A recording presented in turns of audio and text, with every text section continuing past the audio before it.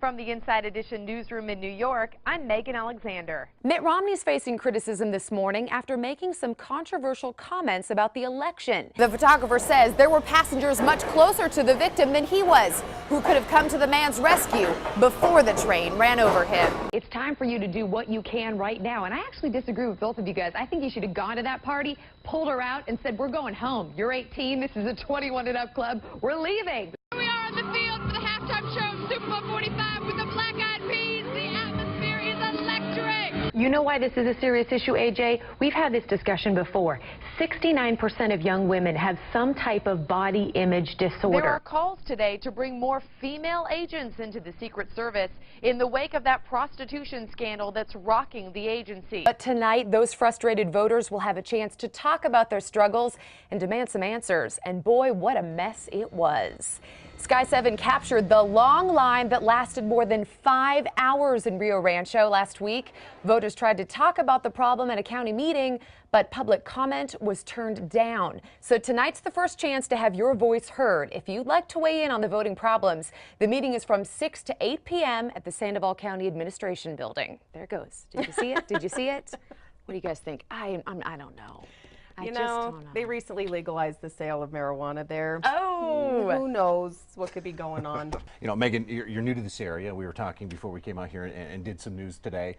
What do you think about how dry it is out here? I mean, it's just a different world, isn't it? It feels really nice. Feels good. Okay. Skin feels nice. Really? I like it. Oh. See, I've been in the South where there's the humidity, so I'm liking this dry air. Not too bad, but cold. Yes, true. Yeah, Grab give you that a little coat. nip. Also new this morning from our partners at the Journal, former Secretary of State Rebecca Vigil-Herron is no longer facing criminal charges. A judge dismissed them Wednesday after he found her defense had been impaired by delays blamed on the prosecution. Vigil-Herron was accused of misspending millions of dollars in federal voter education money. After the ruling, she released a statement saying she feels vindicated and intends to re-enter the public arena. Imagine driving along the highway and suddenly shots fly by.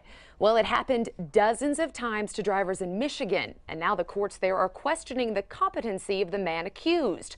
43-year-old Ruli Castile faces dozens of felony charges after he allegedly shot at 24 random drivers in 4 counties along Interstate 96. Fortunately, nobody was seriously hurt. This is unbelievable. So here's what happened. The man actually won $5 million back in 2006. But see, he was confused about the ticket, so he asked the store clerk to check it for him. Well, that clerk told him he'd only won $5,000, paid him there on the spot, kept the ticket. That clerk later cashed it in 6 years later, and he got caught. He deserves to get caught. Yes, not cool. Oh.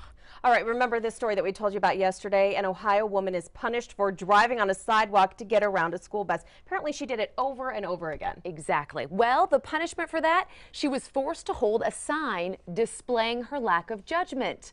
Well, take a look at this video here. Her first day of punishment didn't go exactly as planned. Yeah, due to her smoking, texting, and listening to music the whole time. So the judge decided to stand on the curb with her to make sure she was taking it seriously. Well, that woman still has not apologized for her actions. I still can't decide if that was the right punishment. What do you think? Really? It's the breathtaking photo making front page news and causing a furor. A New York City subway passenger who was pushed onto the tracks tries desperately to get out of the path of an oncoming train. But as this headline screams, he is doomed. Now, the Today Show's Al Roker and many others are expressing disbelief. Somebody's taking that picture. Why aren't they helping this guy up? Leave me the alone. The nightmare began when the victim got into an argument with another passenger. The dispute was actually caught on camera. Take your over there, stand in line, wait for our train, that's it. It's unclear what started the argument. One published report says the victim had been drinking. Other reports say the second man was panhandling and had been cursing and harassing people waiting on the platform. Whatever triggered the dispute, it ended in a terrible tragedy. Cops say the next moment, the victim was shoved onto the tracks. Everyone was screaming. Everyone was freaked out. They were running toward the booth saying, "Stop the train." Father of one, Kisu Khan, died in the nightmare incident. Freelance photographer Umar Abbasi shot this incredible photo showing the victim sitting dazed on the tracks. That light at the top left is the light of a train hurtling towards him.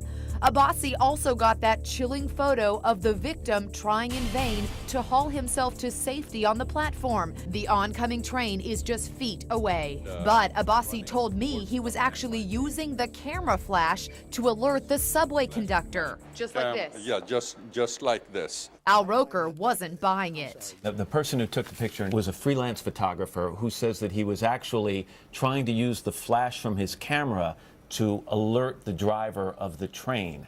I find that I'm sorry, somebody's on the tracks. That's not going to help. You try to get them off the tracks. Hard to make a judgment about what someone does in a panicked moment like this. But the photographer is adamant he did all he could. What about those people who feel you should have dropped your camera and helped the guy? I was so far away on the platform, and there was no way I could have reached him. It's going to be a miracle Thanksgiving for these darling twin sisters.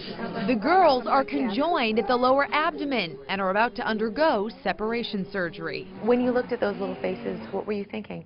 They're just very special little girls. They've captured everyone's hearts. Maria, on the left, is smaller because the majority of calories are bypassing her and going to her sister Teresa. Teresa was overnourished and Maria was undernourished since they were born.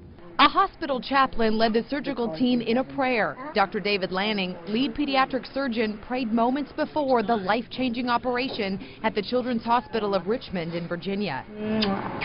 Their 24-year-old mother, Lysandra, who is from the Dominican Republic, is nervous.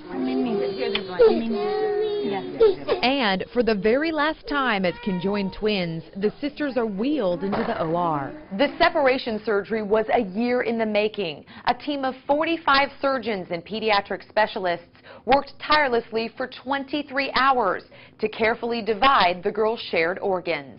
In order to avoid any confusion, Dr. Lanning took an imaginative precaution. You actually color-coded the girls during the surgery. We actually labeled all the ventilator tubings, the IV tubings, mango for Maria and turquoise for Teresa.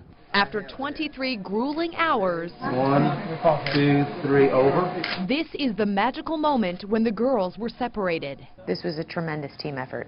Everybody delivered a home run. They leave the OR as two separate girls for the first time. In recovery, they share separate beds. The risk of infection keeps them in separate rooms. Hey, Teresa. Teresa's huge incision is slowly healing. She is too young to understand where her sister went, so nurses placed her sister's photo by her bedside. Keeping the picture here calms Teresa down. She looks at it quite a bit.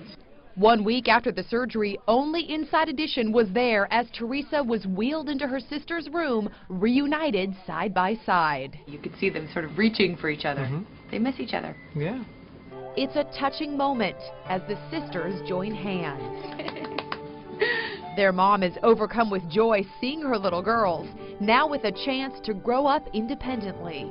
After 19 months of living as one, the girls are receiving physical therapy to learn how to walk on their own. But for now, clutching her sister's hand brings the tender reassurance of a twin bond that will never be broken.